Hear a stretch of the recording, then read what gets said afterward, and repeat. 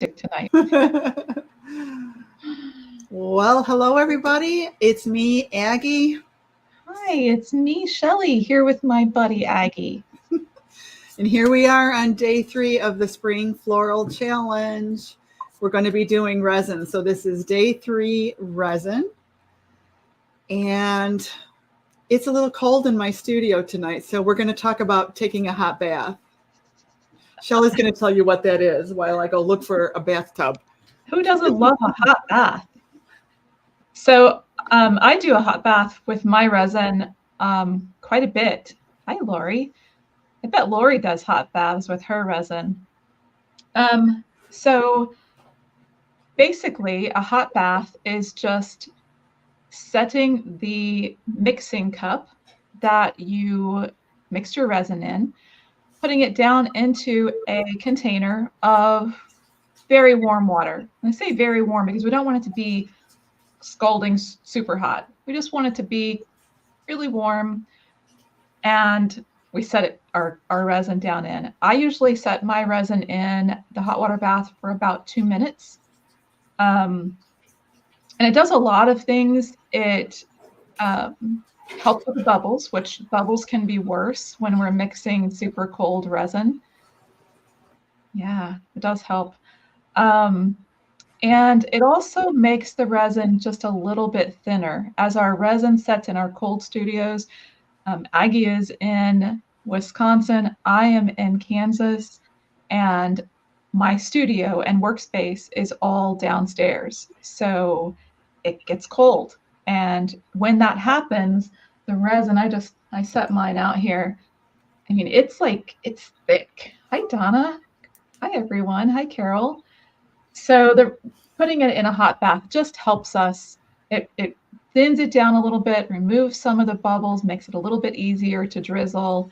The big caution is making sure that you absolutely don't get any water into the cup. So we want to, whatever cup we set down into the hot water bath, we want to make sure we dry it off really well. We want to make sure it doesn't have any chance of tipping while it's in the bath. You want to be very, very, very careful with the water. I know this is a very strange view. Like it. But here's my hot water bath. And I do have water droplets on it. I don't want to get water on anything having to do with my resin because water is the enemy of resin. It's just that I didn't know where else to do this where you'd be able to see what I'm doing. Yeah. So we already have a question. Somebody asks if we do a hot water bath all year long. I do it a lot. It really depends upon how it's feeling as I'm mixing it. If I feel like it's real thick or it has lots of bubbles, then I'll just go ahead and do a hot water bath. It doesn't hurt. Yeah. So I'm using, well, we're just diving right into it. I didn't even think about that. Do we need to do any announcements and reminders? Maybe we should do that first. But I guess what I was thinking was I'd get my resin mixed and let it sit, and then we could do our talk. That's a good idea. Is that okay? All right, let's do that. That's a good idea. So I do have my 8-ounce measuring cup, and you want to use these graduated cups. Maybe I should just let Shelly talk us through. Talk us through the graduated resin cups. All of it. Tell us everything. Tell them everything. So I like these little graduated resin cups. I mix most of my resin in those smaller cups. It's an 8-ounce. It only has the marks for every. I like to do the even numbers. So since we're mixing 1 part of hardener to 1 part of the resin, for me, it's just easier to do an even amount. I think that tonight Aggie's going to mix 8 ounces. So she'll mix 4 ounces of the resin and 4 ounces of the hardener. When Aggie and I mix, we're pouring right into the same mixing cup. Hi, Barb. Hi, Teresa. So I always add the resin first. That's just my habit. It doesn't matter which one you put in first, but I do think it's good to have a standard that you do in your studio. That way you never get confused as to what is in your mixing cup. So I pour to 4 ounces with the resin, and then I pour right on top of that to 4 ounces with the hardener. And as we pour, you could see Aggie getting down level so she could see exactly where that level of resin is. We're trying hard not to get it on the side of the cup. Sometimes you can't help it. Our cups get a little bit of static. Sometimes a little bit pulls over. So just mix as carefully as you can and go slow so that you don't go over that mark. If you feel more comfortable, you could mix 4 ounces of resin in one cup, mix 4 ounces of the hardener in another cup, and then combine them. I've always been worried that I wouldn't get all of one out and into the second cup, if that makes sense. So I've always poured in in one cup, and it's always worked well for me. Aggie is using art resin, I think. Is that right, Aggie? Yes. Yes. Yeah. I always use KS resin. Those are the two resins that we recommend in the group. And art resin and KS resin both have a resin calculator. You just go to their website or Google KS resin calculator Oops. or art resin calculator. And then you can put in the dimensions of your piece. So it will tell you exactly how much resin that you need. I think that when Aggie put this into the art resin calculator, it told her that she needed about 7 ounces. So I often round up a little bit just because I don't like to mix the odd numbers, the odd amounts. And you know what I thought of? I punched in 12 by 16, and the reality is that the space is less than that because I'm using the inside of the frame. That was so it was about 10 and a half by 15. And when I punched that into the art resin calculator, it said, I think it said 6 ounces. But remember, we are putting resin on all these different surfaces of glass, and we want it to surround all these shapes of glass. So I would rather have more. I was just going to say the same thing. I would rather have a little bit extra. It's just a bummer to have to go back in and mix up more resin partway through. Then you'll have to heat torch it or use your heat gun again over it to get off the new bubbles. It's just, I just don't like to do it. So what I do often is I have little molds ready, and anything that I have left over, I put a little bit of coloring or mica powder. I make some little resin shapes, and I put those in as freebies to my customers who place an order. Hi, everyone. Thank you so much for joining. So Aggie Throw your resin questions in the chat. Don't be shy. Don't be shy. Aggie's mixing while she has hers in the hot water bath. That works. I usually mix outside of the hot water bath. KS resin, I think, has a 4-minute time, so I mix for 4 minutes. Art resin suggests 3 minutes. So I mix my KS resin for 4 minutes, and then I put it in the water bath for about 2 minutes. And then it's important when you are mixing to pull from the sides of the cup, turn the cup, and get that mixer stick, whatever you're using, all the way down into the bottom of the cup as well. So somebody is asking if there is a certain KS resin that I use, and yes, there is. I only use the Ultra UV. So it says liquid arc Ultra UV epoxy. This one is the one that has the best UV protection built in. So make sure you get that.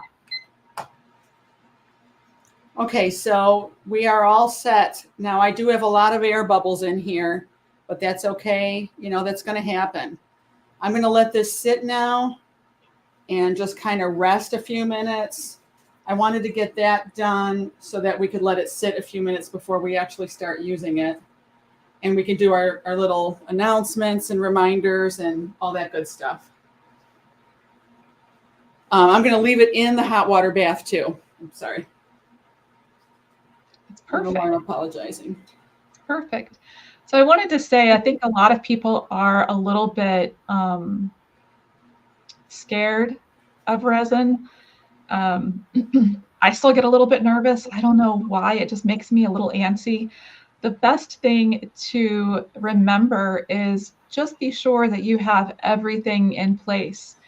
Have some paper towels out, or we like the shop cloths. Have some of those out. Have your alcohol. We like the 91% alcohol or higher. Don't go to 99 like I did. I had a serious reaction to that. Be careful if you're spraying the alcohol with a bottle. Any of that mist that gets up on your face can really, it was bad. it was pretty bad for a while. So now I don't spray it at all. I just dampen my towels with it. Just have everything in place, and then you'll have better luck with it. Jane says, if it's cold, I lost it. I put each individual one in a water bath and let them set. Oh, Jane lets them set for 15 minutes. I'm always too nervous to go that long because you only have a 40-minute work time, and I don't trust myself. Jane's a pro, so yeah. I just shared the link for KS Resin's Liquid Art Ultra UV. And the nice thing about KS Resin is I don't know if you've done a test lately. When I was using it, it was 30% cheaper than Art Resin. Of course, I do love Art Resin because they have such a fabulous website. So, it's just, try them both out and see what you like. I started I was going to say I started with KS Resin. I've never had a single issue. Yeah. So it's a great resin. And they have it on sale every holiday. I always order then. I don't order any other time. I always order when it's on sale. But it's just one of, why change what's always been working? I'm going to share that link in the group too. Laura Lee says, I missed the first 2 minutes. Are the cups you use different than the regular silicone cups? Yeah. Sometimes Aggie uses the silicone cups. I usually use silicone cups. Oh, like at Hobby Lobby? Yeah. I don't use silicone. I like to see, those are not see-through, are they? Sometimes with what I was thinking that you used isn't the silicone cup. You like that Dollar Tree mixing cup sometimes. I think the silicone cup that she's talking about are the ones that are kind of squishy. You sometimes see them. Yeah, I know what you mean now. Yeah. Yeah. But those I can't see through that. Yeah, these are nice and clear. I get these on Amazon. They're called Pixis. Mm-hmm. And of course, this is only up to 8 ounces. If I need something bigger, I use the Dollar Tree 4-cup measuring cup. And if I need something bigger than that, gosh, I haven't done anything that big in a while. I have some pitchers, plastic pitchers. That's a big stress. Yeah. Did I miss where you put the glass on the flowers? Yes, Aggie did. So we talked about glass last night in the live and a little bit about nipping, but Aggie did a live today. So yeah, you can look for that in the group. I think Lena's having a problem. Let me see what that is. Yeah, I like the ones that are easy to see. And like we talked about a second ago, it really, really is important to be able to make sure that you're right on that line. You don't want to have too little resin and too much hardener or vice versa. That's going to give you a problem. You want to be very, very careful about mixing. Hi, Tanya. Joanne says a year or two ago, I purchased Envirolite. I bought that the first time too. Throw it away. I think that's the stuff from Hobby Lobby. Yeah, so I think that last night when we were talking, I mentioned that I'm kind of Oops, wait, that's the wrong. I'm kind of a worrier about making sure that the pieces that I'm making are going to stand the test of time for my customers. I don't want them to have any problems with them. So I just know that KS resin is very reputable. I like the UV protection that's added into it. So when you take the time to do beautiful pieces of art like this, our suggestion is to go with a tried and true resin like Art Resin or KS Resin. In the membership, KS Resin and Art Resin are the only ones that we kind of talk about because we just don't, you know, we haven't done the research on the other ones, and you know, we just know that this resin is good, reputable resin. Hi, Cindy. The other thing that's nice about the resins that we use are they're VOC free. So I know Aggie doesn't use any kind of a respirator when she mixes. I don't use any kind of respirator when I mix. The only thing that's ever given me any trouble is that spray alcohol. So you really want to make sure that you're using something that's not going to give you any trouble. And if you feel more comfortable using something, a respirator, by all means, do that. I need to see what it looks like. If it, yeah, oh, that's the stuff that I bought at Hobby Lobby, and I threw it out. I would say don't use it. You asked.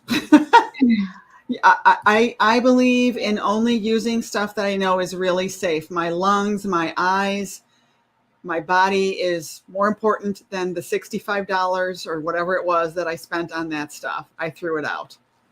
I only use Art Resin or KS Resins Ultra UV. And, you know, we don't want to recommend something to you guys that might hurt you. So, you know, we're thinking about that too. So. Yeah, Marty brings up a great point about continuing to mix it. We call that the striations in the resin. When you're stirring it, you'll see it cloud up a little bit, and as you stir the resin, you'll see the streaks of that chemical reaction happening. You don't want to pour it until that's absolutely clear. So that's what Marnie is referring to there. Thank you, Marnie.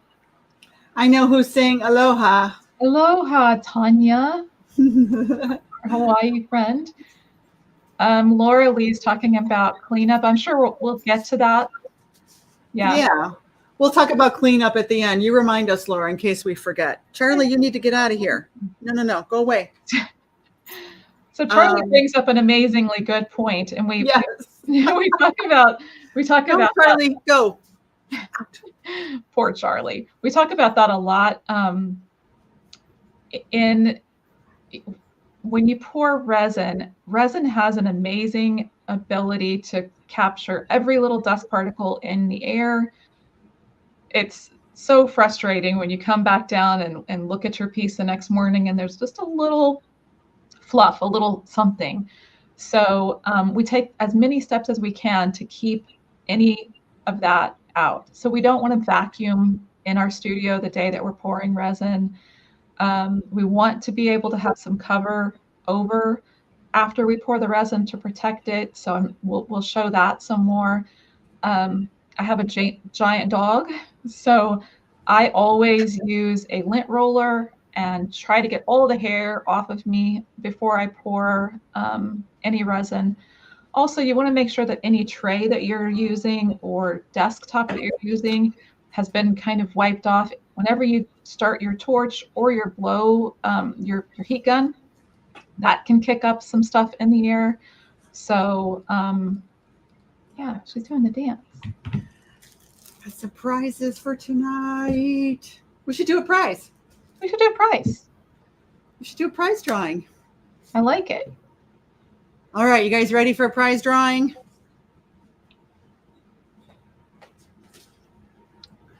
There were some good questions today. Before I do that, I went looking for it and I couldn't find it either. I apologize. I thought I had something in here explaining how to prepare this 12 by 16 panel.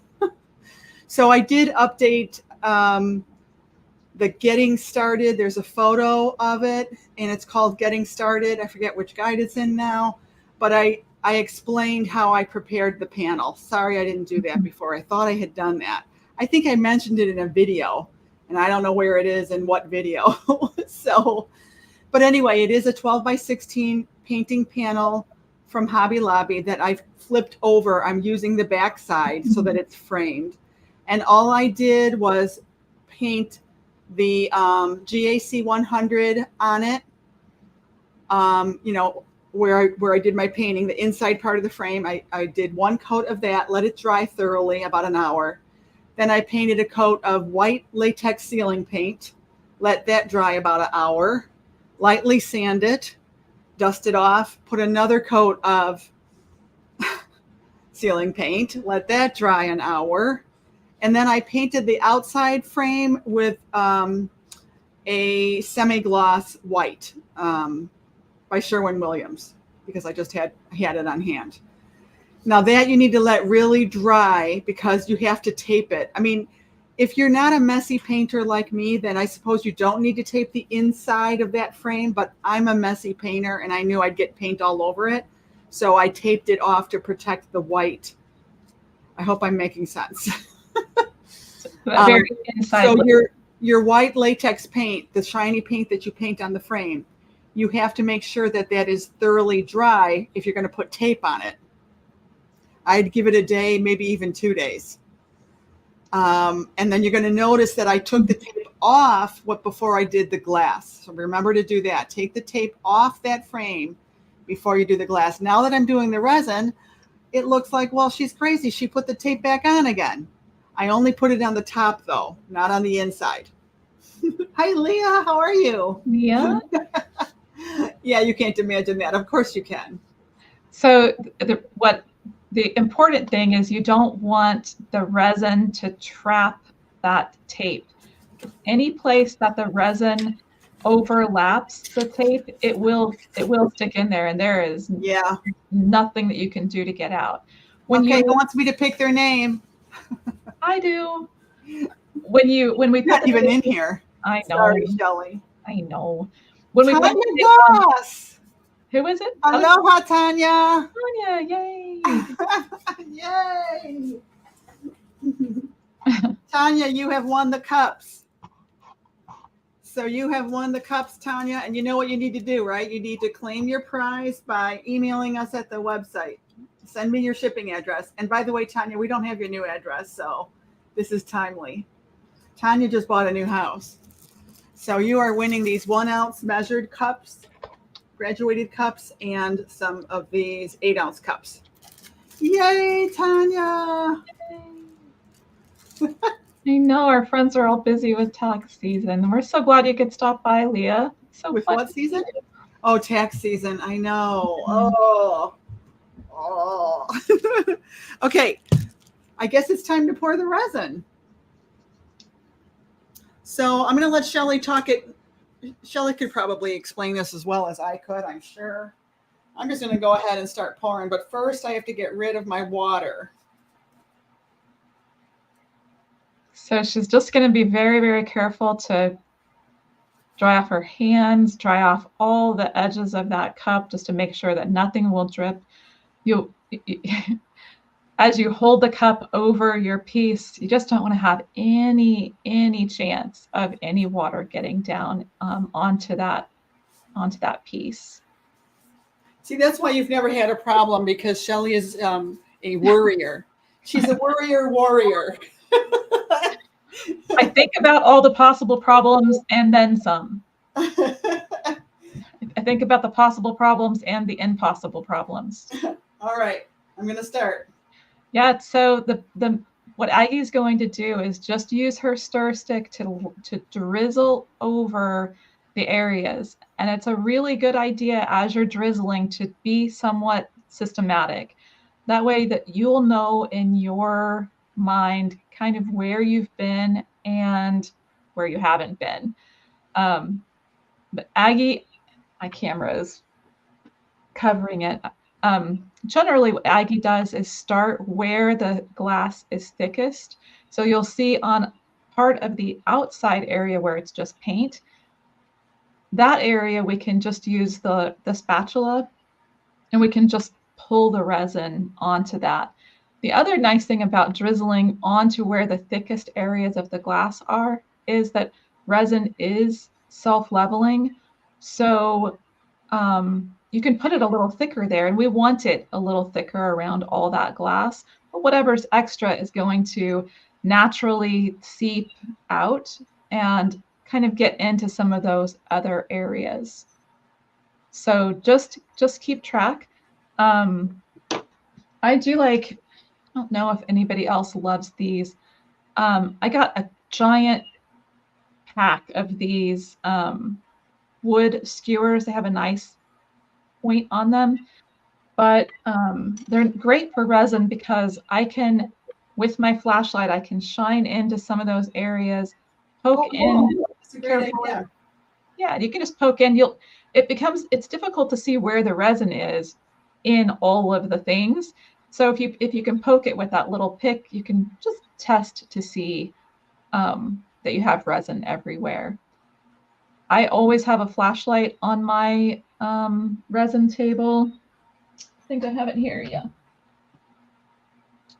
Well, one thing I want to point out when you're doing this is when you're drizzling, drizzle beyond the mass of glass to get it on the outside edge of the glass too, the outside edge of the flower, for instance. And because this is towers of glass stacked next to each other, you want to avoid filling these reservoirs too much. You know what I mean? There's like little pools in there. And, sometimes you could even, well, I don't really want to tilt this, but you want to try to get it in all the inland areas, but not too full in there. Yeah. That's kind of hard to verbalize. I think you know what I'm saying. Cindy said she also uses those skewers to get out the random bubble or piece of lint. Yeah, they're wonderful. You can also use them just to nudge a piece of glass just a little bit if you need to. They're a great thing to have on hand. I reuse them a lot. But shining that light from the flashlight, a lot of people use their phone. I'm just too messy. I always worry about getting resin on my phone. But shining a light across it will show you what's shiny and help you see where the resin is too. And what's the reason why we drizzle? Does anybody know? Yeah, I've seen some people do resin where they pour it, and I kind of cringe because it's kind of scary to me. It's nice to have the control of drizzling into the areas. It's nice to not flood it. We want to get a good coating, but we don't want to bury it. Exactly. We just want a coating on it that will allow our glass to continue to have its sparkle. If you get too much resin on it, it looks drowned, I think. And Art Resin says not to dump it, and I kind of believe them. They do say that on their website. A lot of information, everything that I learned from a lot of it from the Art Resin website, to be honest with you. Leah's absolutely right as well. She makes a good point. By drizzling it like this, we've just a thin stream of resin going on, so there's less of a chance that this blob of resin is going to move anything around. You just have much more control. Linda's asking if you saturate an area or move the lighter glass.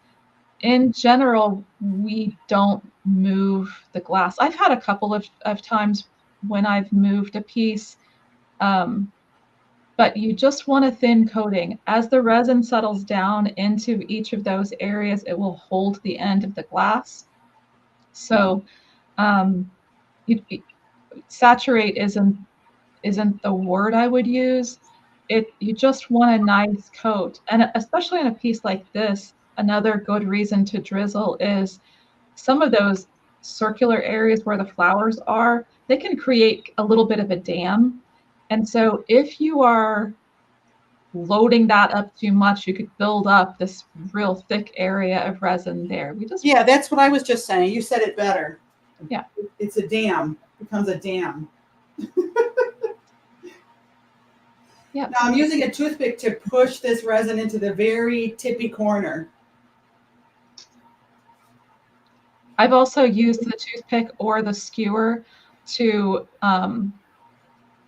move the resin underneath of a glass piece. On this piece, pieces like where the leaves are, sometimes you can have a little area where it's hard to get the resin to drip down, so you can scooch the resin a little bit with a skewer like that.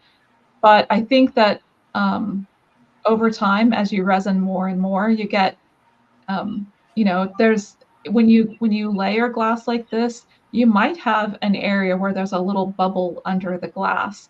These glass petals are set up nicely, so you probably won't have as much of an issue with that. But I just kind of learned to celebrate those things. It's a pretty thing that happens when you resin, that there are little, sometimes there's a bubble or two, sometimes there's a little, bubble under the piece of glass that didn't get completely covered, and it's okay. It all adds to the character of the piece.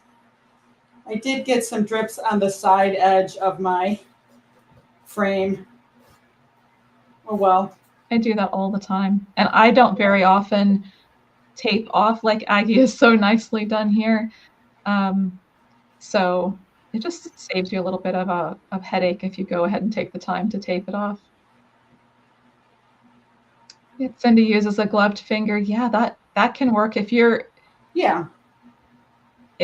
steady enough. I could certainly do that. Here's my gloved finger doing it. But you know what? I can't get all the way into the corner. These gloves are just a little bit big on me. Did you see my little clip that I shared? I used a little tiny bit of pearlized, I don't know, paint or medium that I got at Hobby Lobby and put it on, and it looks really awesome on there. You can't quite see it right now, but I'll take the camera out of the mount in a second and show you. I don't have a flashlight, so I'm going to really just walk around and look. I always save a little bit, just in case. Yeah, so it's nice to, like Aggie said, save just a little bit, especially in the corners. It's a little bit easier on a piece that has the frame like this, to not have the resin pull away from the edges. On a piece, if Aggie had turned this over and was resining the flat, you want to give it a little bit of time to level to make sure that you have gotten enough resin on those outside edges that it's covered nicely.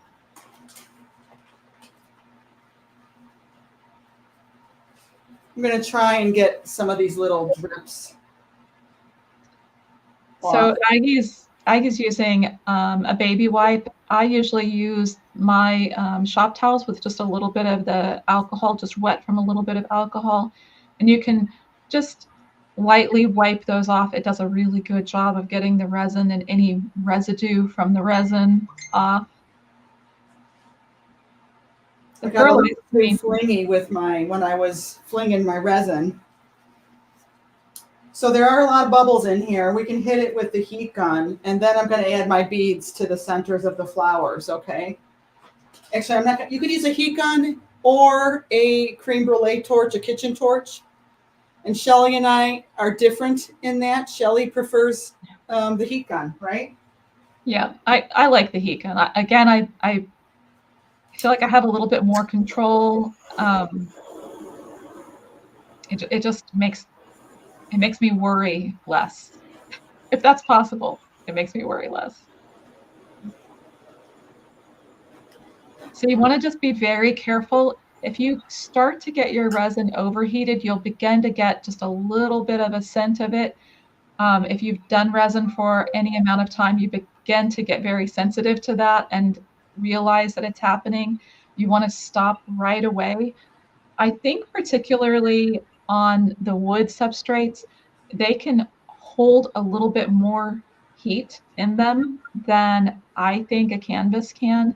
So you want to just do short little bursts and then let it cool a little bit before you come back and torch or heat gun it again. So you want to be moving your torch or heat gun. Don't stay in one place. Um, it I've done that before. That's probably the only real bad mistake I've ever made with resin was overheating an area. And once it's overheated, it's on it. There's nothing you can do to fix it from there.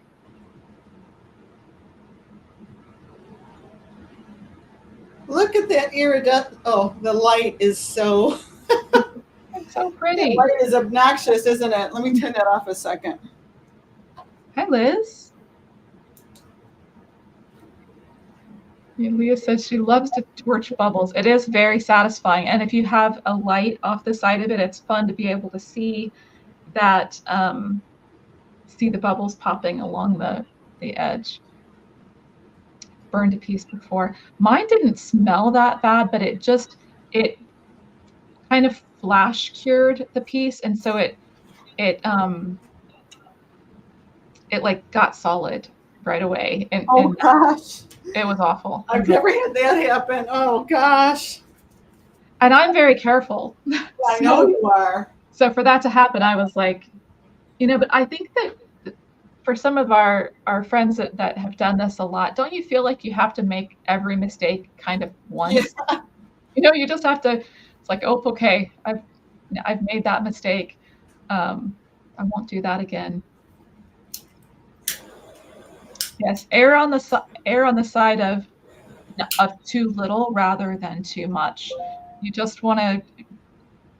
I think it's better to have a few bubbles in it than to have it over torched or over. I mean, really, in my opinion, it's when you've got big flat areas of resin those are the areas that you should try to get the bubbles out. As best you can. Over here, if there's bubbles in this, no one's going to see it. You can, after you have torched it or heat gunned it, you can use the skewer or a little pick and stir lightly the area where you see more bubbles and then hit it again quickly with the heat gun or the torch. Sometimes stirring it will bring those bubbles up so that the heat gun will take care of them. Also, just letting it set for 2 or 3 minutes. Let the bubbles come up a little bit and then hit it once more lightly. It's like the first pancake. Leah, you're so funny. It is. The second time it's always better. You just have to earn your stripes. You have to make those mistakes. So I'm putting these AB round crystal beads in the centers. So the reason that we like to add those after the resin is because these faceted beads, we don't want the resin to smooth them out. So by adding them on top of the resin, we keep some of that facet and some of the shine. But this is also a really good time to just take a general look at your piece, decide if you have enough glass, decide if some area got a little bit softened too much. So you can still add things at this point if you don't feel like it's looking exactly like you wanted it to.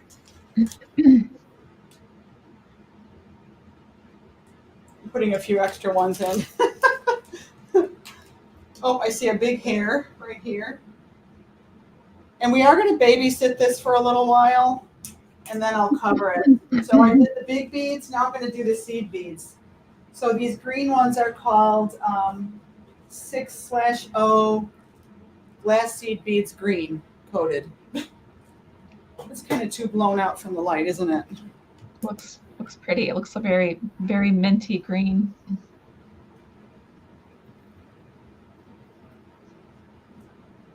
Even these beads on the top are nice because the resin doesn't, won't smooth them out too much by putting them on top. How much resin for this piece? Aggie mixed 8 ounces for this piece. That's probably a little bit extra. I don't know how much she has left in her cup. Oh, bouncing out of there. Yeah, I think 8 ounces is perfect. I think I have half an ounce in there. I've got the stick stuck in there, so I can't quite tell right now. Yeah, I like to have a little bit extra. I think if you have a few little, I wonder if I have something here. Oh yeah. I always just have some little molds. This is a little turtle mold. Cindy, I put the email link up above. Let me see. I can probably paste it again here. Let me try. How about that? So the little resin molds are nice. My customers really like the little bonus that they get in their package when I send an order. So, and they're fun. I don't know. So we call it Christmas morning when you come down the next day to see your piece. And I kind of like I enjoy unmolding my freebies almost as much as I like seeing the art piece that I just. Really? Well, for me, a lot of times I'm remaking something that I already have made before, so it's not as exciting. Yeah. Learning. Yeah. So like this one here, it's not really sitting in the resin. So of course, what you could do if you've got, this is why you want to keep a little bit of extra resin is, pick that bead back up and just put a little bit of resin on the back of it and place it back down in there. Because I have had that happen where I thought something was attached well enough and then you go pick it up the next morning and it falls off. So yeah, that would not have stayed. So I'm just going to stick a little tiny bit of resin on there. Cindy, I don't know if you're talking about not seeing the email address. What I posted is a link to the website. So if you just go to the paintersjourney.com, go to the Painter's Journey website and click contact, that will take you to our email. But that's what that link is that I posted. Yeah, I have half an ounce of resin left. So I think that's fine. That's ideal. That's perfect. That is really it, my friends. I don't think I need to hit it with the heat again. You don't want to hit it with the heat too much if you don't have to. Yes, be very skimpy with that. So I'm going to cover it. Let me get this out of the way.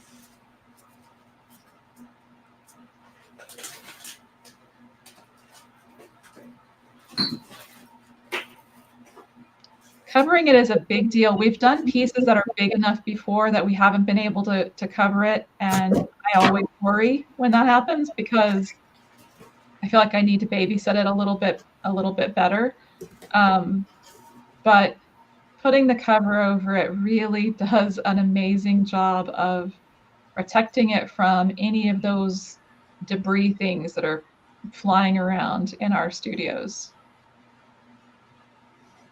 So there it is. There it is. That's kind of a boring view right now, huh? Yay! Who's never done resin before? Comment below if you've never ever done it. Just going to give us a better view. How's that? Hello. Sorry, Shelly. Shelly didn't know I was going to do that. Oh, maybe this is better. Choke on my blueberry tea. Oh, and I have molds too, but we didn't do cleanup. We have to. Joanne has not done resin. Okay. Well, what do you think? Does this look like? Do you think you could do it after watching this today? Yeah. So if you've never done resin, like I said, I think that the big thing is have everything in place. Have your heat gun or your torch. Have your gloves. Have a couple of paper towels that you've already put some alcohol on. Have your little pick that you're going to use. Yeah, who else hasn't done? Who is this? I can't see your name. Yeah, it. I don't know what it is that there's so many. I think it's maybe the time constraint, but you really have about 40 minutes to work with your resin before you start to notice that it's starting to really thicken up. So I think knowing that you have this time limit is a little bit scary, Well, plus but it's not cheap either. Let's be honest. It's expensive. well, and you've taken all this time to make this beautiful piece of art, and you Yeah. don't want anything bad to happen with it. Right. So, but my advice is just do one piece, and don't do a piece that's any larger than the one that we're doing here for your first piece. Um, the starting small, starting with one, then you can move on to Aggie is like master. I've seen Aggie do a whole table of things in one pour it and I get anxious. What colored teddy bear should I make with my mica powder? Huh. Maybe some spring green ones. Spring green. Okay. The only problem with resin is that it's highly addictive. It is. Oh. It really is. We'll do cleanup in just a second, but there's a couple of things you could do to really avoid having to clean. Who knows what I'm talking about? I was reading. I missed your question. Do you know what you could do instead of cleaning? If you've got a cup that you need to clean out, Oh, there's, yeah. you know what you could do, right? Yeah. I don't like to do it that way, but yeah. I don't either. You could just turn it upside down. Like after I'm all done with this, I could just turn this upside down on a silicone mat, and then tomorrow morning peel it all out of there. I'm not a peeler person. And I always find that there's little clumpies in there still that Flumpies. didn't that didn't drip out. So So just Joanne is asking if you don't have a frame, will the resin drip down the sides? Yeah. If you Oh if you yeah, we should talk about the sides. yeah, if you over pour especially, you'll have drips. You'll always have some drips, but over pouring can be a problem. The other thing is if you don't have a frame on the outside, definitely be sure to check the level of your table, double, triple check, because you don't want to have to be babysitting it for 3 hours as it drips off of one side because it's not level. The other thing that you can do is you can use your gloved finger to just go ahead and spread the resin on the side, let it kind of coat. Um, I don't really like to do that because I think that inevitably that resin on the side will settle a little bit on the very bottom of that frame. No matter how much you babysit it, it can have a little bit of a lip there. So I like to just wipe the edges of mine with one of the shop towels with alcohol on it. And then after my resin is cured, I come back in with a polyacrylic sealer and paint around the outside edges of that frame. That gives it a little bit of that resin-like shine without the resin headache. Yeah, that's a great idea. Wow. Hopefully that makes sense. Yeah, so I mean, you can tape it to avoid resin altogether. You can apply resin. It's messy. I hate applying resin on the sides. I do too. It's just not fun. I've done it on a couple of the last pieces. I've got one here. I don't know if I can, will it show? Oh, this side. Can you see there. a little bit of the lip there? So I used my finger to put the resin on the side, and I babysat this thing forever, and it still made this little lip. I know. It's not terrible, and anyone who purchased, goes the wrong way. Anyone who purchased it would probably not care at all, but it bugs me. So here's a question. Do you paint the back of your substrate white also? I think I did. I'm not sure if I did. Let me look at my other sample. I usually do not, but I do seal the back. It's one of the things in my Etsy store. I did not. Yeah, it's one of the things I talk about in my Etsy store that I seal my pieces and the backs of my pieces. So I just think it's nice. It's nice to seal the back. I use the polyacrylic for that too. Um, so it just kind of makes it so it's protected from any oils or splashes in the kitchen. A lot of people put my pieces on a countertop. So I had about 3/4 of an ounce of resin left, and I mixed some green mica powder into that and poured it into these little teddy bear molds. Look how cute. You don't want to use a heat gun on a mold like this. This is a silicone mold. I bought it at Hobby Lobby in the jewelry section, and these are really cute when you pop them out. And but don't use a heat gun on it. You could, I suppose. What can we do to get bubbles out of there? I don't really worry about it, to tell you the truth. I suppose you could spritz alcohol on it, but I don't bother. I just kind of hit it on the tabletop to knock some of the things out. And you want to like overfill a mold because resin kind of shrinks as it hardens. So Carol is saying, how many coats of paint until you like it? Oh, on the primer, you mean? When I primed my substrate, I did 2 coats of white. I just do it until it looks nice and opaque and velvety. Shelley, can you repeat what you said about using polyacrylic on the sides of your wood? Yeah. So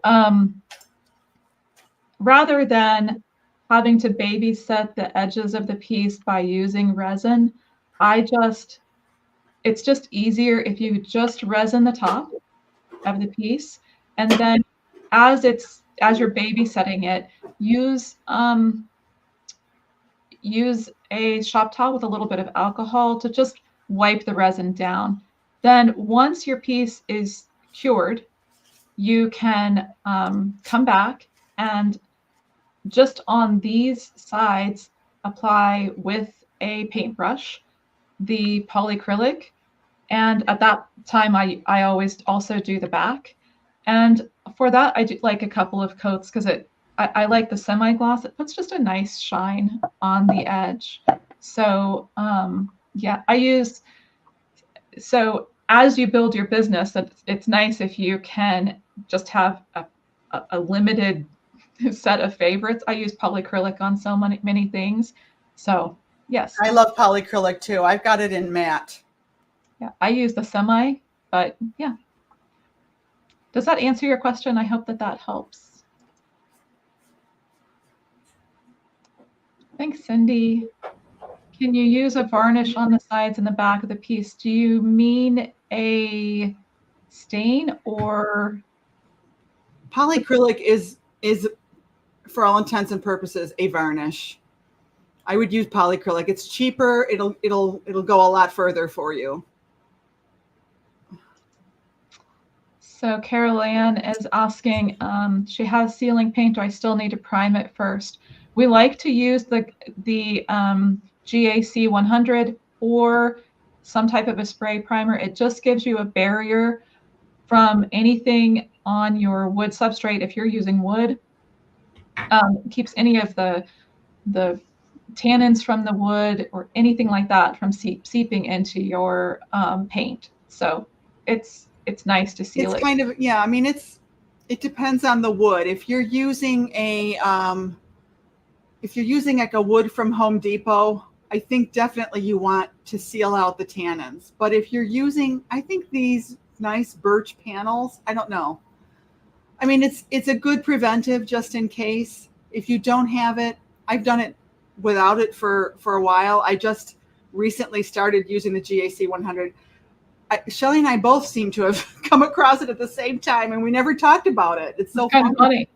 It's kind of funny. Maybe we both saw ads for it or something. I'm not sure. Yeah, I'm not sure. I think that it does, especially if you're doing some kind of a painting I think it gives you, it just, you don't fight with the paint soaking in as much. Even with the ceiling paint sometimes, it can be hard to get a good layer. So I think that the GAC 100 just kind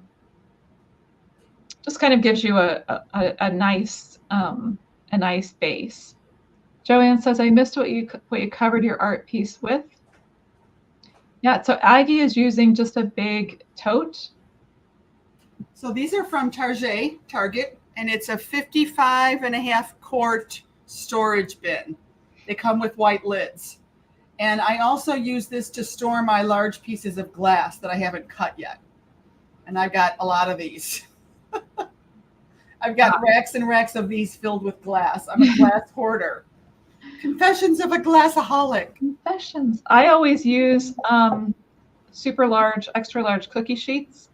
And then I've built blocks. You can see them behind me. I'm getting ready to glass a piece in a class tomorrow.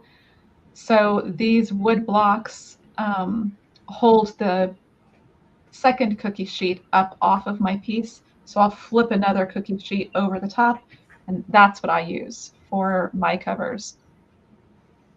So there's lots of things, whatever works for you. Now, if I may, I wanted to show you guys something in the classroom. Another really good resource. I mentioned it yesterday. So I'm going to share my screen and go in and show you the very last guide and why you might want to go look at that, okay? And we probably need a prize again. Okay, we could do that. All right, so can you see the classroom? I can see it. Good, good, good. So if you click on the guides tab at the top and go all the way down to the last guide, I think it's, it's not the last guide, it's guide 6. How to cut glass and resin art. And I did mention this last night, so forgive me, I'm repeating it just in case, because not everybody sees all of these. Not everybody is here every night, so that's why I'm repeating things. Trying to get all the way down there. It takes me into the content, and you have to kind of figure out, well, what guide am I on? So here I am. So if I, wait, where is it? Here. How to cut glass and resin art. And the very first thing you see is this PDF, and I showed you that yesterday. It's got some photos of the tools that I used. It talks about safety, which is very important. I really hope that you will read through that. Please be safe. And we do want you to be safe with resin also. Did you know that the nitrile gloves are safer than vinyl gloves? They actually do protect your skin more than regular cheap vinyl gloves. So we use those. But go ahead and download these, and these are yours to keep. There's 2 PDFs. There's the how to cut glass and the how to resin. And if you click on this link, it will take you to this additional group that we would love for you to join. And at some point in here, if you look at the guides in this group, so this group is just for how to cut glass and resin art. So this is for all of our people that have bought our classes where we want to show them that portion of the workshop. We send them to this. We don't always demonstrate how to pour resin on every single class because it gets a little bit old, believe it or not. So if I go in here, at some point in here, there is a, there's some stuff at Art Resin that I wanted you to be able to go look at. Where is it? Oh, here it is, Guide 6. Now I'm inside that additional group that I mentioned. If you look at Guide 6, it's How to Resin by Art Resin. Art Resin has something called Resin 101, where they take you and really explain it all. So if you haven't seen Art Resin's website or Art Resin's videos, you really should go check it out. And I also have an additional class in here, one of my first resin classes. This is some bonus stuff for you. My Resin 101 video is in here. I do a pineapple demonstration. I do a beaded butterfly demonstration. Go check it out. It is our gift to you. Okay? Lots of stuff. Lots of good stuff in there. We are very generous with what we share, and we don't hold back. We tell you everything. Did I stop sharing? I think I did. So, and we hope that this will inspire you. We hope that you're going to want to join our membership and do more projects like this. And we are here for you. We've got the goods, man. We've got 230 classes sitting there waiting for you to explore. So much to do. Yes, yes, yes. So who's ready for another prize? Yes. Prizes are the best. Did that make sense, what I just shared with you? I love that. Yes, definitely be sure to go into that other group and make sure that you click through and see all that there is to see. That's a really good question. No, it does not hinder the curing at all. No, you don't need to let air in. It's not necessary. Mine automatically does have some air that comes in, but it's not for that purpose. It's just what works for the kind of that I use. Pulling another name. Here we go. Who will it be? Liz Conlon. Is she here? Liz. I don't know if Liz is here. If somebody be sure to message Liz and tell her to email. No, that's not fair. You can't tell her. Yes, that's not fair. Somebody let Liz know. I don't know what Liz was doing. Liz was live earlier. I don't know what she had going on. Yes, congratulations, Liz. Liz, you're going to need, even though you're a member and we love you, Liz, you're going to need to contact us at our website. See, that way we know she watched. Follow the rules. I'm sure she's got friends that are going to want to tell her. Liz is the sweetest thing. She's just the sweetest lady. I just adore her. Which is really the other great thing about the membership. We have so many great friends. We keep up with each other through the day. We help each other when we're having a bad day and nothing is going quite right. It's nice. Yay, Liz is here. She is here. Yay. Somebody went and got her real quick. No. It wasn't me. I'm innocent. Liz, you won some stir sticks. Yay. But the friendships that we have in the group are amazing, and I've had the honor to meet some of our friends in person and spend a week with them.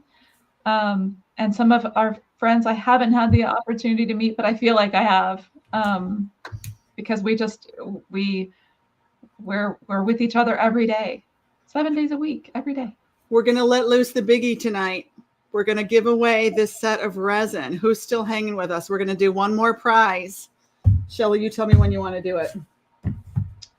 So This was sent to us by, I think his name is Brian at Art Resin. They are so nice.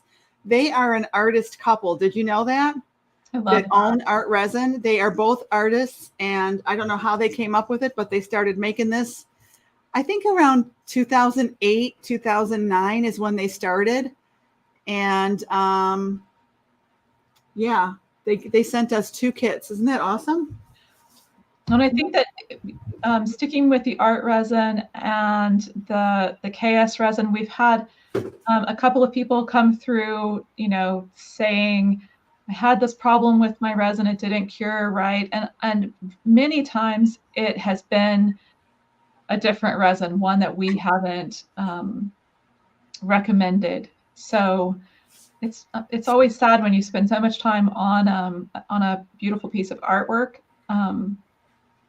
and something bad happens. Do you guys remember that video from, I don't know how long ago it was? It was this lady and she's saying, ain't nobody got time for that. Do you remember that YouTube video? Ain't nobody got time for that. I was sick and ain't nobody got time for that. Well, and this is, ain't nobody got time for bad resin. I mean, we put so much into our art. I'm not gonna I just don't want to risk it with risky resin. Well, That's you talk another about t-shirt. No risky resin. no risky resin. Ain't nobody got time for risky resin. Hey, Denise. I'm When getting you, punchy. when you spend all the time, you have the cost of your wood substrate. I make many of mine, but there's still a cost there. You have the cost in the paint. Many of our members buy the wood cutouts. Yes, Cindy, you better put that on our shirt list. Teresa, who's keeping the list? But you also have the time that it took you to do all of that painting, and so it's just worthwhile to invest in a well-known, well-respected art resin. And when I say art resin, that's another amazing point. There are so many different kinds of resins. You want art resin. So we didn't talk. I don't think we talked very much about the babysitting. What I like to do is I set my lady. I set my Alexa to remind me in 45 minutes, and I do that for about an hour and a half, 2 hours, 2.5 hours. Just keep coming down, and you can't believe how many times when you come back down to check your resin that you see some little piece of lint or some little thing. Yeah, like, how the hell did you get in here? Get out of here. Where did you come from? So, don't skip that part. And during that babysitting, you can wipe the edges a little bit more if you have any drips. It's again, you'd rather catch it when the resin is still a little bit wet than come down tomorrow and find a great big hair draped across it. Let's go through our checklist here. I don't know. Were you looking at our checklist? I don't know if we talked about did we talk about where to buy resin? I don't know. I don't think we did. Yeah. I like to order KS resin directly from their website. I feel like it's better to get it from the horse's mouth, so to speak. I don't have to worry then about how long it's been on a shelf, and I can take advantage of their holiday sales. And when I say holiday sales, it's like truly every holiday, like Veterans Day, and even holidays that are not like national holidays. there's a sale. So yeah, I agree. I mean, they have art resin at Hobby Lobby, and no offense to Hobby Lobby, I love me some Hobby Lobby, but I wouldn't buy it from them. I'd buy it direct. You want it fresh, and you want to store it in your house, not in the garage. You want it in a dark place, but not too cold, not too warm, Right. It's got to be just right. So that's where to buy it. Okay, your table setup, you really have to make sure that your table is level. You got to check it. Don't skip that step. Make sure, if your table is level, that's one thing. Make sure that your substrate is level. That's what matters the most, because you're going to kind of see that the resin looks thicker on one side than the other. And I do have some pieces like that, I'll be honest. Well, and you really need to check it each time. I mentioned before the cookie sheets. I had one cookie sheet that had a little bit of a bow in it, and I didn't realize it. Had my piece all set up, checked the level, and sure enough, it was off. There's Higgins. Hey, Higgins, come over here. I bet you they'll have it for Easter on sale. I would think so. They'll for sure have it. That is a very big holiday. They'll for sure have it. The other thing I wanted to say about purchasing resin is don't get a giant quadruple gazillion gallon set of resin the first time that you get it, because you do want to use it within a certain period of time. I like to be sure to specific. I know that KS resin probably, what do they say, 6 months, 8 months? I don't remember if it's 6 months or a year after it's been opened. I always have a year in my head. I want to be sure to use it at that time. So don't buy a ton of it. You want it to be fresh, even in your own home. You don't want to. Right. You can always get more. Around forever. Okay, so we talked about the hot water bath. Did we talk about to glue or not to glue? Not tonight. A little bit yesterday. Yeah. Yesterday we talked about it. Let's just mention it tonight. I didn't use any glue at all, but you can use like a clear school glue. But use it. I would say if you want to resin the same night that you've used glue, you better use a very, very tiny amount and make sure it's bone dry, because again, it's water based. You don't want any water. Even one little drop of water could ruin your entire resin pour, I think. I don't know that for a fact, but I'm going to assume that. I would think so. Okay. Too.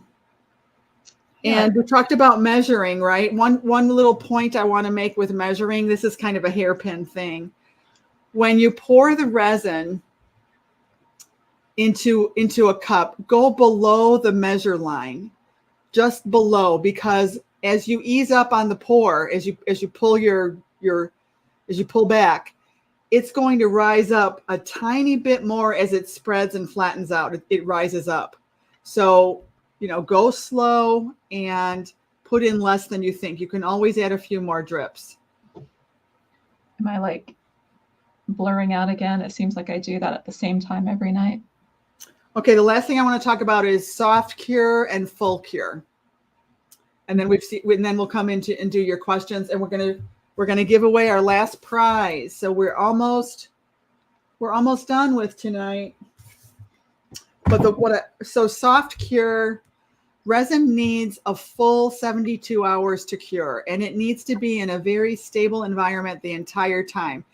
And silly me, I mean, I know what the word stable means, but hey, when it's Christmas morning and I come down and I look at my beautiful art piece, and the members in my group they're dying to see how it turned out, I would pick it up and take it outside and photograph it with the snow. And I'm like, maybe I shouldn't do that. Maybe that's not a stable environment. It's worked for you. But it hasn't caused a problem, because I don't leave it out there very long. I come right back in with it. Yeah. So think about keeping your environment at the same heat. Like my husband checks with me almost every night. Can I turn the heat down?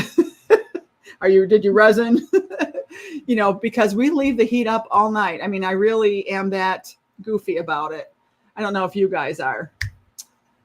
Are you that goofy about it? Do you leave the heat turned up? I don't turn the heat up. I have a little heater in my studio. Oh, there you go. I leave that on. Yeah. Yeah. I'm afraid to leave a little heater on. That's just me, though. So you want a stable environment. And then the next morning, so I usually resin it in the evening. And 12 hours. So let's say I resin at 6 p.m., 12 hours later, I get up in the morning, 6 a.m. That's 12 hours, right? Yeah. I had to think about it. You can't really touch it yet. Don't go sticking your finger on that, because you'll leave a fingerprint. So around 14 hours, if you've taped the side, you can remove the tape. And if you do, I have touched sides that are resined, and thankfully the fingerprint doesn't show. It looks like a fingerprint's going to be on there, and then it goes away. I'm like, oh, thank you, Lord. I've done that a million times. So around the 14, 15, 16 hour mark is when you can touch it. You can remove the tape, and Cindy pointed it out last night. You want to remove that tape. Don't leave it on too long, because it gets harder to remove, right? Yeah. So that's considered soft cured. If it's just been 24 hours, that is not fully cured. Okay. Fully cured is 72 hours. It's a long time. If there's a mistake to be made, I've made it. Yeah. Well, that's how we learn, right? Don't say that, Cindy. Please don't put that out in the universe, because bad things are going to happen. So 72 hours is fully cured. And so the last thing I want to point out, resin is not scratch resistant. Okay. You can still scratch it. And I don't know, everybody, if this has happened to you, comment below. The jury is still out. If you're going to ship it and you've waited 72 hours, do you bubble wrap it? Because I've seen bubble wrap marks, right? Even after 72 hours, you can buy, I use glassine. I spent the money. I don't know, 20 bucks. It wasn't that much money. I bought glassine sheets on Amazon. So I'll wrap my piece with a piece of glassine it's like a paper and it won't leave any marks. I don't know. You tell me. What do you think, Shelley? I've never ever had a problem. I use the thin foam shipping stuff. Yeah. But I always wait 4 days. 4 days. Okay. After 72 hours, I do the take care of the drips, stain and seal the back if I'm going to be doing that, and then I ship it the next day. So yeah. I've never had any trouble with that. So the glassine is spelled Glassene, and you could just, type that into Amazon and you'll find it. I need to get some of that. I do not bubble wrap directly in contact with the piece, says Dolores. I've never had a problem. Sandy says, hey, Sandy, I've not received anything with bubble wrap where marks were left. Good. I have. I have bought art from another artist, none of my members. And yeah, there was bubble wrap on there. Bubble wrap mark. You kind of do have to wonder, and a lot of things can impact that. One, potentially not being cured long enough, but two, if it was particularly hot out and it was left in a super hot place, that might have softened the resin too. So yeah. I'm gonna go back up and see if we missed any questions. And then we're gonna see who's gonna win the resin kit. Dolores is joining me in the worry club. I'm glad to not be alone. I've made that mistake. I've made that mistake and ordered a large size, and now I notice it's a little bit discolored. That's okay. You can still use it. I had a set of KS resin that, and I could see that it was discolored because I had a new bottle, and I was like, no, this is clearly a little bit discolored. And also, even when I mixed it, it seemed a little bit cloudier than usual, and I worried. And it was perfect. It was fine. So I wouldn't worry, as long as it's not 3 years old. I wouldn't worry. So Denise is saying, yes, there is an expiration date on the bottle. Okay. Not on KS resin. Weld bond. Are you familiar with that glue, Shelley? I'm not. And all we can really say is we can only recommend what we know works and what we know is for sure going to be invisible under your resin. If there's something else that you want to try, do the test. Put a little bit on a piece of board or on a little extra canvas, pour a little resin on it and see what happens. Some of the glues can possibly have a chemical reaction too with the resin. And so you just, it's hard to tell sometimes what's going to be a problem later, even after the cure. I forgot that art resin has sales. I know around Christmas time every year, I think if you buy a gallon, you can get this 16-ounce kit for free. Hi. I think it's around 72 degrees, like maybe 80. Yeah, you want it to be at least, 72 to 77 degrees, I think is ideal. And my house is never that hot. I don't think it gets that warm down here in the wintertime. No, it never gets that warm. Well, no, not even the summer. It doesn't get that warm in my basement studio. Yeah, heater in the room. Good. Cooler at night. Okay. Let's see. Any other questions, you guys? Oh, where do you get your shipping boxes? Amazon. Yeah. I'm in Wisconsin and we've got, I don't know how many there's just warehouses all around my house because I'm right by the expressway. U-Line, there's like, when you're on the expressway driving past one of the U-Line facilities, it takes you 30, 40 seconds to pass by the entire thing. It's so huge, and they're building another one. There's like 4 of them. Because So of all the boxes I order. I ship a lot, so I usually get the bulk from Uline. But if you're not shipping a lot, Amazon has some great options. And we've done some fun little tips in the group about different ways to do shipping boxes. So we kind of cover it all there. what kind of primer do you use on top of the fresh wood panels? I just used Glidden ceiling paint. So cheap stuff. Caroline, are you talking about the GAC 100? So that's the first kind of barrier that we put down a lot of times on our wood pieces, and then the ceiling paint. So I'm not sure if that was your question, but it's a product from Golden. I think I have mine here too, but it's up high. Primer made me think paint, but you're right, Shelley. I should have said this too. I'm glad you said that. So it's technically it acts as a sealer, but it also extends and helps to keep your paints wet a little bit longer. So as I mentioned earlier in one of the videos, you can either paint it directly onto your painting surface to wet a small area and then paint into it to have more blendability, or you can pour a few drops of this directly into your color mixture.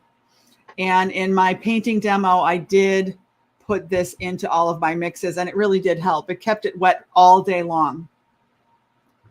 And even into the next day, actually. Can you get the GAC on Amazon or Hobby Lobby? Yes, you can get it on Amazon. I don't. She calls it GAC. I do call it. You know, it's funny, those little things that you have in your head. I do call it GAC. I catch myself sometimes. Sometimes I say GAC. Are you asking about my pearlized paint or Shelley's pearlized paint? Oh. I think Terry and I talked about it. Did you mention pearlized paint? I might have missed that.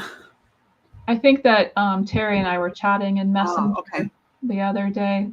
So Terry, is this what you mean? Is it GOTIDEAL, like got a deal? I think it is. What a brand name is that? That's funny. I know. What a deal. What's a deal? I got some on my finger. I was like, wow, that's kind of shiny. What was the name of the acrylic you used on the side of the substrate? If you're talking about polyacrylic, I think that might be what you mean. Oh, Aggie's pearlized was this. Oh. It's just, I don't know if they still have, so it's by Deco Art. I got it at Hobby Lobby for $8.99, $6.99. And it's just called Pearlizing Medium. Thanks, Christina. You're always there for me. That's okay. Shelley, Aggie, yeah, what's the diff? No. Okay, let's do our drawing. I think we're just about there, right? If you've got any more questions, you can still throw them out there, ladies. We can hang out all night with you. Well, maybe not. Shelley doesn't eat dinner till late. I'm starving. I think my husband's making salmon. Woo. Yeah, I would get the paints, honestly. Pay the shipping. I think if you purchase more than $50, you get free shipping anyway. You're probably gonna get more than $50 worth of paints.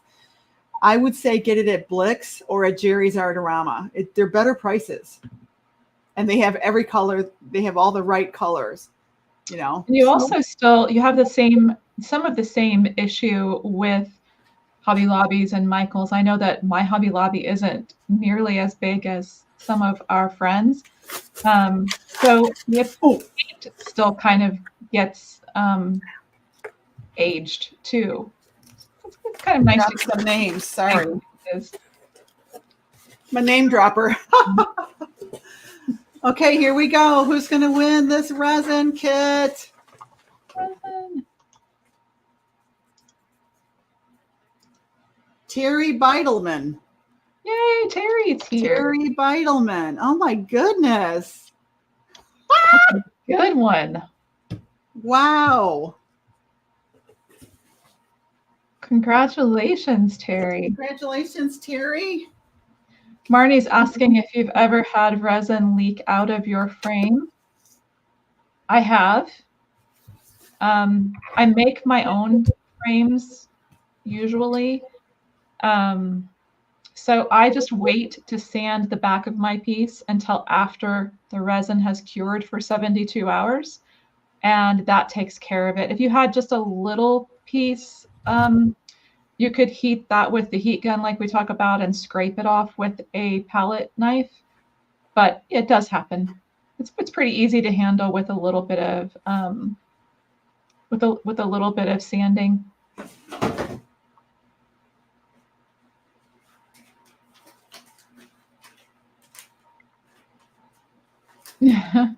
Who thought they were gonna? She was gonna say them. I don't. Oh, there you are. I couldn't remove the comment. What's that now? I couldn't remove the comment. It was everybody is congratulating Terry on the amazing win. That's fun. Terry is a new member. It's really fun. So that's really awesome. Have you bought resin yet, Terry?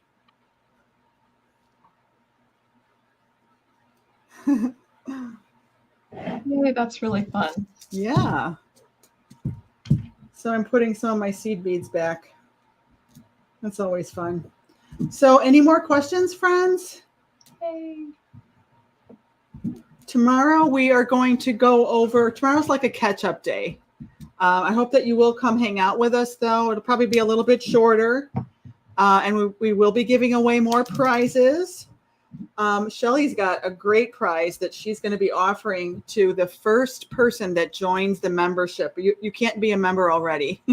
The first one of you new people that joins the membership is going to get a very nice prize from Shelly. You want to tell them what it is? Sure. So I'm going to give away up to $25, your choice of wood cutouts from thepaintersjourney.com. So we have a lot of different wood cutouts there. Teresa's like, stop there. I'll make it up to you, my friend. Yeah, but it's just when we have so many amazing cutouts. I showed the crab last night. I'll hold it up again. I've got the pelican right here somewhere. This piece. Show the pelican? Sure. This piece is going to go on our coastal seascape class. Carol Ann said, I just joined a few minutes ago. So that's the unpainted pelican. Tanya's like, I'll quit and rejoin. That's what it looks like once it's painted. So that's kind of a fun that is so cool. Somebody take a screenshot.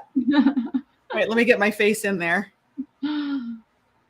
Tanya apparently is the photographer. You need to do a screenshot of us doing this. Everybody's like, I'm going to leave. Yeah, so that's a great prize. It's you can just email me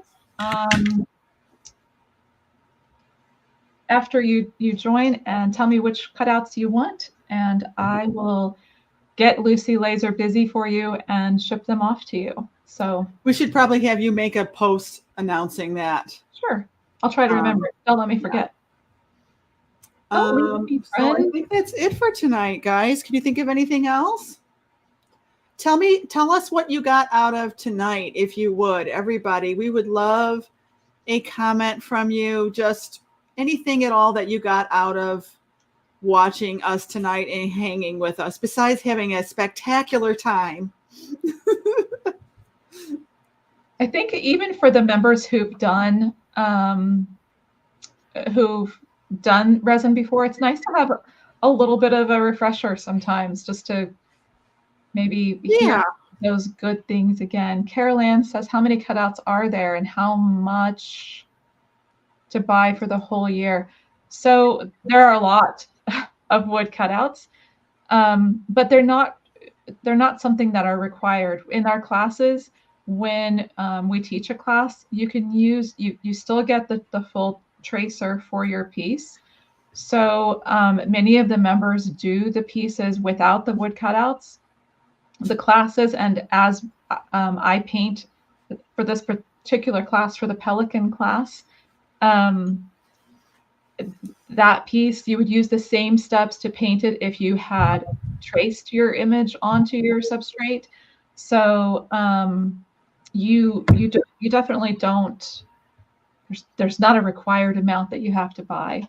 Of course, they are really, really amazing looking, and they add so much to the pieces. But the other thing that I feel like they do is give you a great shortcut. So a lot of our members like to get them, your image is there, you know exactly, you know, you've got the engraved details there. It really makes creating the piece of art a little bit faster to get those pieces out. And then we have you know, some that are just nice little additions. The pumpkin stems are very popular. Um, we have some cardinals that can go on a lot of different pieces. So yeah, so they're there for you. Thanks, Connie. Yeah, I try to keep them as reasonably priced as I can for sure. Sorry, this one was the one I meant to. The chat is jumping and putting up other comments. Fun So hanging. speaking of that, I wanted to just share. I have shown this to the members, but this is a really good example of a class where, because we teach all of our classes as if you may not buy the cutout. Right. So this class has the original, it's a painting, no cutout, and it's on a gallery deep canvas, right? And the side is painted, the image goes over onto the side, the stem and stuff, right? And it's very pretty. And then here's the same exact design that we made into a cutout. And you can kind of see the difference, right?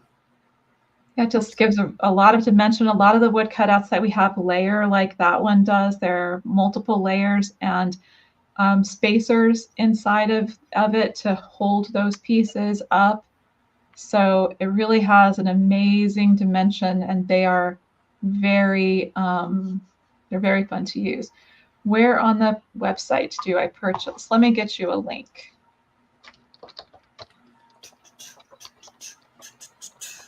Trying to look over my camera here. So isn't this cool seeing these two side by side? I think that they've been so popular. It's so fun to see what members do with them. And I really, for those that have used it, I know Lori's used some. She's here. Who else has used some? They really are a nice. I think that they make it quicker. The red. They really are a nice time saver. Actually, they do save you. You know, you don't have to draw it. You're not going to lose your drawing. You know, I love them. I love them. I love the dimensionality of them. So yeah, sometimes when we're doing a project like that, we might resin it a little bit differently, just FYI, but we don't need to get into all that detail. So at any rate. So Terry's asking a good question. Let me see.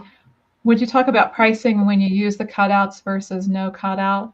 Yeah, in general, I won't get into it too much. Terry, you can for sure message me if you want to, but for the basics, I will just say that it depends upon the piece. For instance, for the hydrangea that Aggie just showed, I would charge the same both ways, because you're going to be taking as much time tracing on your design and painting that design as you would just purchasing it, if that makes sense. The costs there kind of offset each other. If you're doing a big piece, like the red barn, we've done that in a 16 by 20. We're getting ready to do a white barn. Some of those cutouts that are a little bit more expensive, then you would need to add in more. But message me if you have more questions, and I'll help you. Did we remind Terry that she needs to email us? I don't think we did. I put a link there. Okay. I posted it. My brain must not have heard it. Okay. Lori says, wait till you see the sandpiper. Lori just did the sandpiper. Oh, I can't wait to see it. Did you finish it, Lori? Yeah, I can't wait to see it too.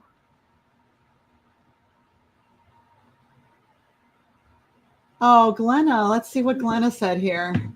My takeaway is enormous. I have heated my finished work too much, painting the back of substrate, using sealing paint on substrates, putting seed beads on top of resin, and so much on last night's lesson on painting and mixing paint. Yay.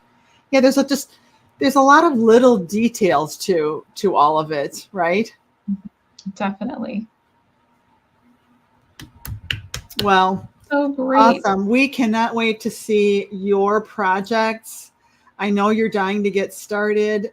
Go ahead and start priming your substrates and painting those frame edges so that they can cure and dry, so that you can, get in there and get going, And if you need us along the way, there's nothing wrong with posting a progress picture of what you've done and asking for some tips, asking for some help along the way. It's much easier for us to help you as you're in the process, of course, as opposed to once you've already resined, it's kind of done. So if you need anything, message. Yeah, I'm going to show you one more thing in the group. I had to go back and open that up again. Hold on. I'm going to talk about one of our members, Lori Harding. Are we here? Yeah. So Lori Harding lives out in California. Where is it? Here it is. This is hers that she did. Isn't this gorgeous? It's so pretty. And she actually did 2 of them.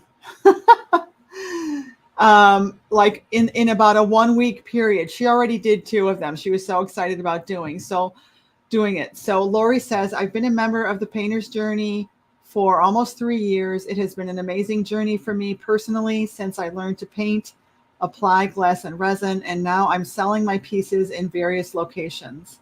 I never thought I would ever reach this goal within a couple of years. The lessons Aggie and Shelley are so valuable, and the best part, I don't know if I read that right. I never thought I would reach this goal. The lessons with Aggie and Shelley are so valuable, and the best part is that I have a community of friends who love to paint and create. It doesn't get better. Thank you, Aggie and Shelley. She's the sweetest thing. Thank you. Thank you so much, Lori. So yeah, we would love to get your photo in here. Tell us what you thought of the class. And of course, you members, I hope that you guys are going to have time to do the project and post it in here too. That would be fabulous. If you've got time. A lot of the members have a million projects they want to do from the classes. Many of them are getting ready for shows and building up their inventories, and just everybody's busy. Tax season, we've got lots of, seems like we've got lots of accountants. So anyway, thank you so much, everybody. I think we're going to call it a night. I see people saying good night. Oh, I see one more question. What size brush to paint the substrate? Oh, 3/4 inch flat brush is probably fine. Great question, Caroline. Whatever you have. Yeah. I like the bigger the brush, the faster it's done. So whatever you have. I even like those hardware store bristle brushes. You know what I mean? Those 1 inch or 1.5 inches. Those are really nice. You can find those on Amazon really cheap too. Just type in chip brush. So those Higgy. I love Higgy. It's like, I need some loves. Thanks for joining us, Christina. Good night. Thanks, everybody. Good night. All right, we're going to be signing off. We'll see you tomorrow night at 7:00. Come back and watch us for more prizes. Tomorrow night will be a much faster night, I promise.